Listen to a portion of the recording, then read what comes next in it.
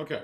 Now, the last thing I wanted to look at is, despite taking all of these precautions, what's happening more and more these days are what are called zero-day vulnerabilities. Yep. Right? Explain what a zero-day vulnerability is. Sure.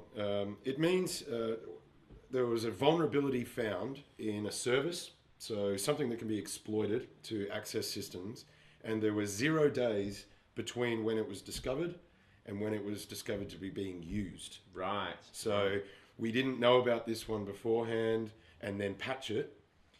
Everyone was taken by surprise because criminals just started using it. There was Right. a 0-day gap.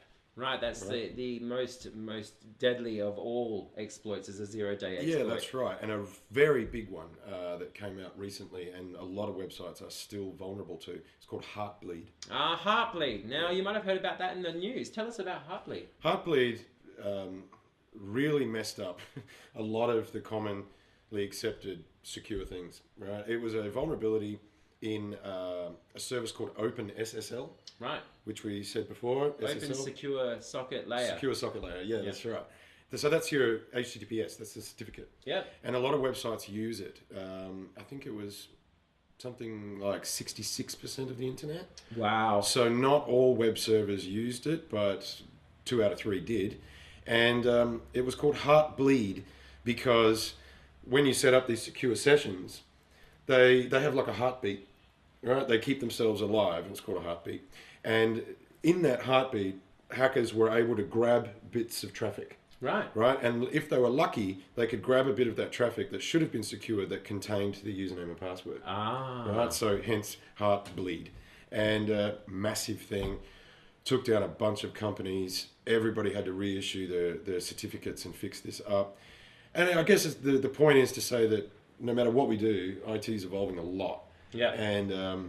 And the hackers and the malicious software generators, they're evolving with it. Yeah, they're pretty quick. Yeah, they are. They're, in some cases, better than the security forces that are trying to keep them at bay. So that's Heartbleed. That's just one example of a big one lately. That's right. And one other thing I wanted to mention, sometimes when you go onto certain websites and you click on them, and then you open a page and instantly another page opens up, just pops up, and that other Explorer page or whatever internet browser you're using, that other page could be filled with malicious software or malware. That's right. And when you go to click on it, it might say something, mundane or really incongruous, but if you click on it, then it will compromise your computer, so you've got to be careful with that. Same with fake job advertisements. Sometimes you get a fake job advertisement come to your computer, and it will say, click here in order to fill out the form. Make sure that you check on either Hoax Scammer or Scam Watch or Hoax Slayer, just to make sure that that particular fake advertisement is real and legitimate and not a fake advertisement. Yep. Yeah. Cool. So we hope that that's just, we've really just touched the surface on exactly how much there is that you have to cover with security, but we hope that we've helped you a little bit, and we hope that we've given you some guidance in making sure that you do stay secure when you're online, and specifically for online banking or anything that has anything to do with finances. Yeah, that's right.